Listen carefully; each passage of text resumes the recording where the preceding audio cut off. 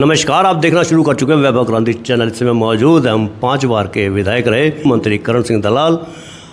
आजकल वो काफ़ी छाए हुए हैं, वो इसलिए क्योंकि रोज़ कोई ना कोई मुद्दे लेकर आ रहे हैं। दलाल साहब, आज क्या मुद्दा लेकर आए हैं? क्योंकि आज आपने एक मुद्दा छेड़ा है, वो मुद्दा आखिर है क्या?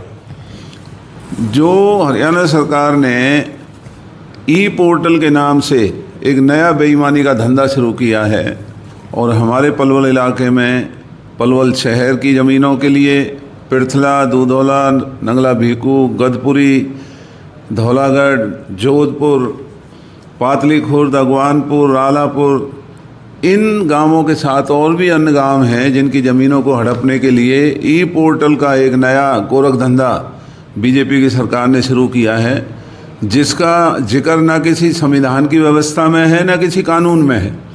आप मुफ्त में और सहमति दिखा करके लोगों की ज़मीनों को मुफ्त में लेने का जो षड्यंत्र कर रहे हैं, ये बहुत बड़ी बेईमानी है और हमारे इलाके के साथ बहुत बड़ा ये धोखा है। हम इनकी जालसाजी और इस धोखाधड़ी को अपने इलाके में कामयाब नहीं होने देंगे। इसलिए मैंने फैसला किया है कि लोगों से संपर्क साध करके और भी राजनीतिक दलों को अपने साथ लेंगे, सामाजिक संगठनों से भी बात करेंगे, क्योंकि अगर हमारी ज़मीनें ही हमारे पास नहीं रहेंगी तो हमारे आने वाले समय में हमारी पीढ़ियां कहाँ जा कर के अपने घरों को बसाने का काम करेंगी, क्या वो काम करेंगे, क्या धंधा करेंगे। और पूरी दुनिया में ऐसी बेईमान सरकार की नीति कहीं भी आपको दिखाई नहीं देगी कि आप बिना मुआवजा दिए लोगों को सहमति दिखा करके ज़मीनें जो ले रहे हैं, ये सरासर धोखाधड़ी है, बेईमानी है, जालसाजी है, डकैती है। तो इसका हम विरोध करेंगे। लेकिन सरकार तो लगातार ये कह रही है कि हम डेवलपमेंट करके देंगे, जो कॉलोनियाँ हैं वो डेवलप करके देंगे और उसमें ये होगा कि उस क्षेत्र का विकास भी होगा। सरकार ने डेवलपमेंट करना है तो कानून ये कहता है कि वो ज़मीनों को एक्वायर करें, मुआवजा दें किसानों को, मुआवजा देने के बाद डेवलपमेंट करें।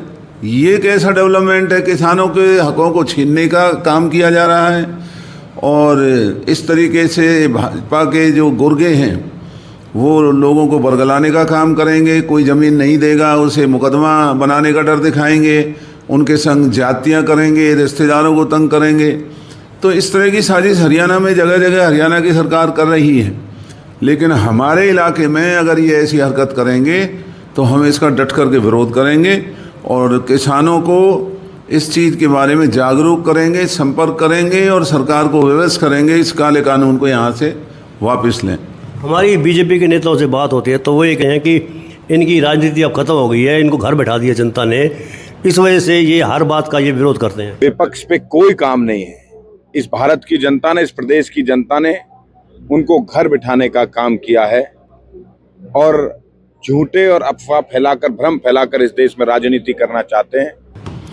भारतीय जनता पार्टी की घिनौनी हरकतों का विरोध करना हर व्यक्ति का कर्तव्य है और चुनाव हारना जीतना ये चलता रहता है।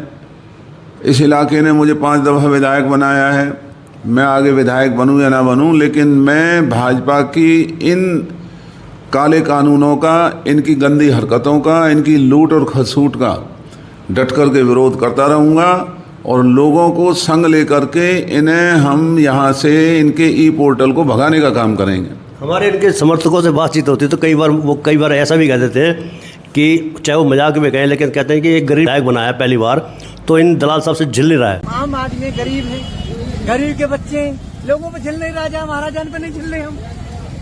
भाई साहब, गरीब के बच्चे हैं हम हाथ जोड़ने वाले। जेपी पाठक ने जो बात कही थी, लविन टोक्यो बना देंगे, ये कर देंगे। भाई साहब, मैंने कौन लविन टोक्यो पलवल बनेगा? I love Palwal, love in Tokyo Palwal, मेरी बात ध्यान रखना। जो गरीब बन कर के और साधु के भेष में शैतान जो यहाँ इस इलाके को डस रहा है, जो इलाके को लूट रहा है, जहर फैला करके लोगों में जो नफरत फैलाने का इनका जो धंधा बन चुका है, ये इन्हें शर्म आनी चाहिए।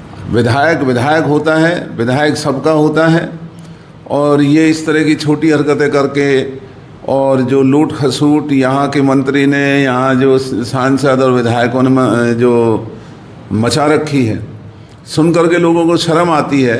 और यही वजह है, मुझे बेहद खुशी है इस बात की कि हमारे पास आज भी इस इलाके के भले लोग आते हैं और इस नई सरकार के नए मंत्रियों के घरों में इस इलाके का एक भी भला आदमी इनके दरवाजे पर जाने को तैयार नहीं है। और सारा इलाका ठगा ठगा महसूस कर रहा है, क्योंकि लुटेरे टाइप के असामाजिक तत्व चारों तरफ मंत्रियों के साथ घूम रहे हैं, ज़मीनों पर जबरन कब्जे हो रहे हैं, लोगों के खिलाफ झूठे मुकदमे दर्ज हो रहे हैं, डर और भय बनाया जा रहा है। तो ये बहुत छुटभैया आदमी है, इसकी क्या औकात है। इन्हें अपनी हैसियत में रहना चाहिए, कानून को मानना चाहिए और लोगों के इस इलाके को आगे बढ़ाने का काम करना चाहिए। कई ज़मीनें हैं पलवल में जो किसी न किसी वजह से लोगों के पास पड़ी हुई थी। तो ऐसा सुनने में आया है कि सोना रोड पर भी जो एक ज़मीन किसी दलित भाई को दी गई थी, अब उसको जबरन मंत्री की आड़ में धमका करके उस ज़मीन को छीनने का प्रयास हो रहा है। और भी पलवल में कई ज़मीनें हैं जो सरप्लस दिखा करके अधिकारी वहाँ जाते हैं और उन्हें मालिकों को डराने का काम चल रहा है। तो इस तरह की लूट और खसूट हमने तो कभी राज्य में देखी नहीं। लेकिन बीजेपी के लोग ये बहुत ही गंदी नीयत के लोग हैं, नफ़रत फैलाने वाले लोग हैं और भाई को भाई से लड़ाने वाले लोग हैं और अपनी राजनीति चलाने के लिए ये किसी भी स्तर तक गिर सकते हैं और देश को महंगाई और बेरोज़गारी की आग में झोंकने का काम चल रहा है। लेकिन जैसे आरोप ये लगाते थे कि दलाल साहब के टाइम पर राजनीतिक आतंकवाद का भी हावी था, अब शांति है, अमन चैन है। मेरे राज्य में इस इलाके के अंदर एक सौहार्द और आपसी भाईचारा और प्यार बना हुआ दिखाई देता था। अफसरों पर लगाम लगी होती हुई दिखाई देती थी, आम आदमी की सुरक्षा दिखाई देती थी और गुंडे और बदमाश जो इलाके के लिए नासूर बने रहते थे वो डर के मारे बिलों से नहीं निकलते थे। उनकी हिम्मत नहीं होती थी किसी की ज़मीन पर कब्जा करें या किसी गरीब या शरीफ को डराने का काम करें, किसी बहन बेटी को अपमानित करें। और आज वो तमाम गुंडे भाजपा के रंग में रंग करके और अपनी असलियत को लोगों के सामने ला रहे हैं। जगह जगह झगड़े, गरीब लोगों की रेहड़ियों को लूटा जाता है, गरीब दुकानदारों को छीना जाता है, सामान लेकर के पैसे नहीं दिए जाते हैं और एक इस तरह का डर और भय बनाया जा रहा है एक मंत्री की आड़ में। यहाँ ओयो होटल मंत्री चलाते हैं, ओयो होटलों में इसी इलाके की जो हमारी बहन बेटियां हैं उनको वहाँ पर बेइज्जत किया जा रहा है। तो ये काहे की सरकार है? इस सरकार ना होकर के एक लुटेरों का गिरोह है, गुनहगारों का गिरोह है। इनके ऊपर इतने गुनाह बन चुके हैं कि देश की सारी दफ़ाएं भी लगा दी जाएं तो कम पड़ेंगी। सोमनाथ स्वाभिमान पर्व मनाया गया था परसों, तो उसमें हथीन के विधायक मोहम्मद इजराइल भी आमंत्रित थे जंगेश्वर मंदिर में। कल पंचवटी मंदिर में श्रद्धालुओं में आक्रोश रहा है कि इस जंगेश्वर मंदिर की गंगा जल से सफाई की जानी चाहिए, शुद्धिकरण किया जाना चाहिए। ये इस तरह का जो माहौल है वो हमारी समझ से इसलिए परे है कि चुनावों में भारतीय जनता पार्टी यहाँ हमारे जितने भी भाजपा के संत साधु संत हैं, जो भाजपा के कार्यकर्ता हैं, जब हिंदू मुसलमान का नारा देते हैं और कांग्रेस के ऊपर इल्ज़ाम लगाते थे ये मुसलमानों की पार्टी है, और आज भाजपा के बेशरम नेताओं ने हमारी पार्टी के मुस्लिम विधायकों को करोड़ों अरबों रुपए देकर के ख़रीदा, तो आज हिंदू धर्म कहाँ गया? और हिंदू धर्म की दुहाई देने वाले आज मेवात के विधायकों को खरीद करके, इनके पास अगर कोई मुसलमान आता है तो वो हर चीज़ से पाक और साफ़ है, वो देशभक्त है, और अगर कोई मुस्लिम या कोई आदमी इनके पास नहीं जाता है तो वो गुनहगार है और हिंदू नहीं है। तो ये हिंदू और मुसलमान की नफ़रत फैलाने का जो काम हो रहा है ये देश के संविधान की मर्यादाओं के विपरीत है। व्यक्ति कोई भी धर्म से हो सकता है, लेकिन सबको संविधान को मान करके, कानून को मान करके ही अपना आचरण लोगों के सामने लाना चाहिए। जो पिछले दिनों सभी तो नहीं लेकिन ज़्यादातर मंदिरों में बीजेपी उन साधुओं को, अपने कार्यकर्ताओं को साधु बना करके बिठा रखा है और वो महिलाओं को, बच्चों को हमेशा नफ़रत और झूठी बातों को फैलाने में लगे रहते हैं। और ये गलत है। मंदिर सबके होते हैं, मंदिर किसी एक जाति या एक धर्म का नहीं हो सकता। मंदिर में जाने वाले लोगों का इज्जत और मान बिना किसी राजनीतिक द्वेष और भावना के होना चाहिए। मंदिरों के पुजारी जो भाजपा के समर्थक हैं, अगर उन्हें भाजपा का इतना ही लगाव है तो मंदिरों को छोड़ें और भाजपा के पदाधिकारी बन के वो लोगों में जाएं, हमें क्या इतराज़ है। लेकिन मंदिर पे रहने वाले साधु संतों को राजनीतिक बात नहीं करनी चाहिए। आपने ये भी कहा था कि मंदिरों में जो पुजारी हैं या महंत हैं, इनका राजनीतिक इस्तेमाल नहीं होना चाहिए, चाहे मैं भी क्यों ना। आपने अपने लिए भी कहा था कि अगर मैं भी जाऊं तो राजनीतिक इस्तेमाल के लिए नहीं जाएं। मंदिरों को सलाह दी थी आपने। कोई पंचवटी मंदिर हैं, कोई मंदिर हैं, मंदिरों को चाहिए कि इनके जो राजनीतिक कार्यक्रम हैं, चाहे वो किसी भी दल के हैं, उनसे दूर रहें और मंदिर की मर्यादाओं को बना के रखें। मंदिर में तो सभी धर्मों के लोग आते हैं, तो जो हमारे साधु संतों का राजनेताओं से क्या लेना देना है। और बीजेपी के जो इनके शरारती जो इनके इरादे हैं, उनसे हर साधु संत को अपने आप को दूर रखना चाहिए, किसी के सगे नहीं है। मैं तो आज भी कहता हूँ कि मंदिर एक पवित्र स्थान है जहाँ सब लोग जाते हैं, तो वहाँ पर रहने वाले जो साधु हैं, जो सेवक हैं, उन्हें राजनीति नहीं करनी चाहिए। वो तो सबके लिए बराबर, वो जो भी जाएं उनका मान करें, सम्मान करें। और जब ये राजनीतिक भाषा बोलते हैं तो ये फिर साधु नहीं है, ये फिर कोई और है। पलवल में सफाई व्यवस्था का काफ़ी बुरा हाल है। अभी आप नगर परिषद कार्यालय भी गए थे, तो आपने क्या पाया कि सफाई की व्यवस्था क्यों चौपट है और हड़ताल का कारण क्या है?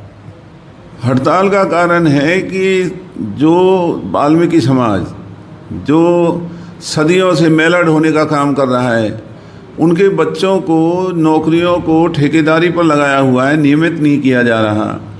जो हमारे वाल्मीकि भाई नौकरियों पर थे, उनके मुताबिक भर्ती होनी चाहिए सफाई कर्मचारियों की, वो भर्ती नहीं होती है। फरीदाबाद में अग्नि सेवा महकमे के 2 बच्चे जिंदा जल जाते हैं, सरकार ने आज तक उन्हें कोई मुआवजा नहीं दिया। और इसी तरीके से जो ठेका व्यवस्था इन्होंने लागू की हुई है, वो गलत है। मंत्री और विधायक कूड़ा करकट उठाने के ठेके में साझीदार बनते हैं और वो कूड़ा करकट ना उठा करके उन ठेकेदारों के संग मिल करके अरबों करोड़ों रुपए कमाने का धंधा कर रहे हैं। तो ये भाजपा के गिरे हुए लोग ही कूड़ा करकट में अपना हिस्सा रख सकते हैं, और कोई अगर व्यक्ति होता तो वो ऐसा गंदा काम कभी नहीं करता।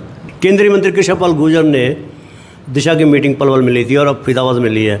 दोनों ही मीटिंगों में उन्होंने अधिकारियों पर, अपनी सरकार पर एक तरह से कटघरे में खड़ा किया है। क्या कहेंगे कृष्णपाल गुर्जर को लेकर? कृष्णपाल जी ने सरेआम ये माना है कि उनकी सरकार में भ्रष्टाचार फैल रहा है, अधिकारी भ्रष्टाचार में संलिप्त हैं, भारतीय जनता पार्टी के लोग उसमें संलिप्त हैं।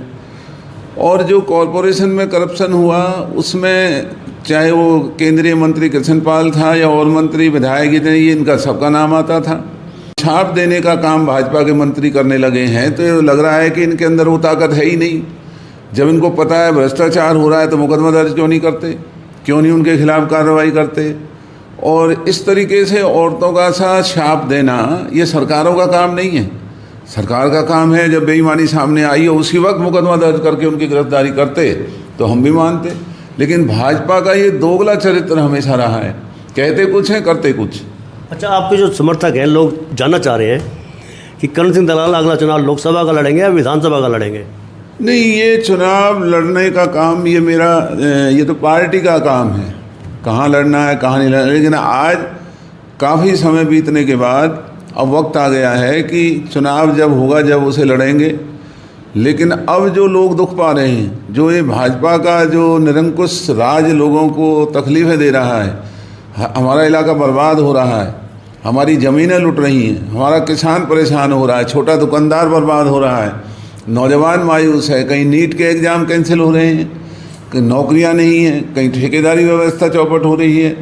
तो अब चुनाव की बात नहीं, अब तो लड़ाई लड़ने का समय है। तो हम भाजपा से लड़ाई लड़ेंगे और लोगों के हितों के लिए कुछ भी करना पड़े हम करेंगे। लोग ये भी कह रहे हैं कि दलाल साहब एक भले इंसान हैं, अच्छे सुलझे हुए राजनीतिक भी हैं, इनको कांग्रेस छोड़ देनी चाहिए, भले निर्दलीय चुनाव लड़ लें। नहीं, ये कोई बात नहीं है कि कांग्रेस क्यों छोड़ दें। कांग्रेस एक ऐसी पार्टी है जिसमें हर धर्म का आदमी, उसमें हर विचारधारा का आदमी कांग्रेस के अंदर विश्वास रखता है। और कांग्रेस ने ही देश को आज़ादी दिलाई थी। कांग्रेस ने ही आज ये देश अगर इस कगार पर पहुंचा है तो ये कांग्रेस की ही देन है। भाजपा ने तो देश की लड़ाई में भी कोई इनका सहयोग नहीं था। भाजपा का इस देश के निर्माण में कोई सहयोग नहीं है। भाजपा तो वो बाढ़ है जो खुद ही खेत को खा रही है। इन्हीं का राज है और आज हिंदू खतरे में है। इस तरह की छोटी बातें करते हैं। आज हर ठेके के अंदर हर सरकारी काम में खुली रिश्वतखोरी है। विधायक और मंत्री ओयो होटल चलाते हैं। कोई ठेकेदार, कोई सरकारी अफसर अगर रिश्वत नहीं देता तो उसे बेजादला करा करके भाग रहे हैं। तो भाजपा जैसी एक बहुत ही छोटी सोच की इस राजनीतिक दुकान में तो घृणित लोग ही जा सकते हैं। कांग्रेस में ऐसी कोई वो नहीं है। यहाँ आपको अपनी बात कहने का पूरा मौका मिलता है और सभी धर्म, सभी तरह के लोग इस कांग्रेस पार्टी के अंदर हैं। तो कहाँ कांग्रेस और कहाँ ये बीजेपी। तो ये हमारे बीच में पूर्व मंत्री करण सिंह दलाल 5 बार के विधायक भी रहे। जैसा कि मैंने पहले भी कहा, आपने उनके सवालों के जवाब सुन भी लिए हैं। सवाल के जवाब सुनने के बाद, इस इंटरव्यू को पूरा सुनने के बाद मेरा तो आपसे अनुरोध रहेगा कि आप इस पर प्रतिक्रिया अवश्य दीजिएगा। नमस्कार, जय हिंद, जय भारत।